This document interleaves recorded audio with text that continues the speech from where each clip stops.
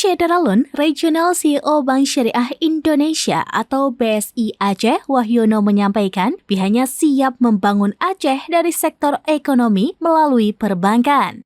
Salah satunya dengan tetap menjaga dan meningkatkan layanan IT, jaringan hingga persiapan menyambut Pekan Olahraga Nasional atau PON ke-21 Aceh Sumatera Utara di wilayah Aceh.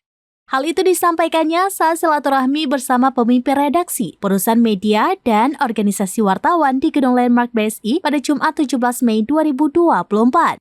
Dalam pertemuan tersebut, RCEO BSI Aceh itu memaparkan sejumlah peningkatan kapasitas layanan BSI di Aceh. Mulai dari jumlah unduhan 1 juta aplikasi BSI Mobile khusus di Aceh hingga penambahan sejumlah 300 ATM menjadi total 1.000 anjungan tunai mandiri di Aceh untuk menyambut PON 21 Aceh Sumatera Utara 2024 mendatang. Dikatakannya, BSI sedang berupaya mendukung perhelatan PON khususnya di Aceh dengan meningkatkan skala prioritas layanan IT.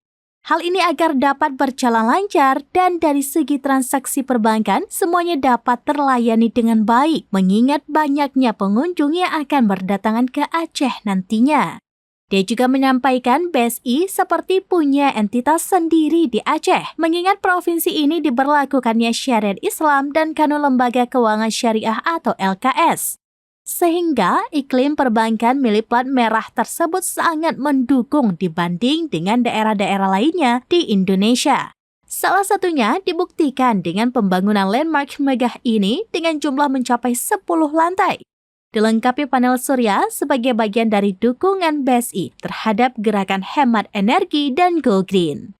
Dari Banda Aceh, Sarah Masroni, serambinews.com. Download Tribun X sekarang, menghadirkan lokal menjadi Indonesia.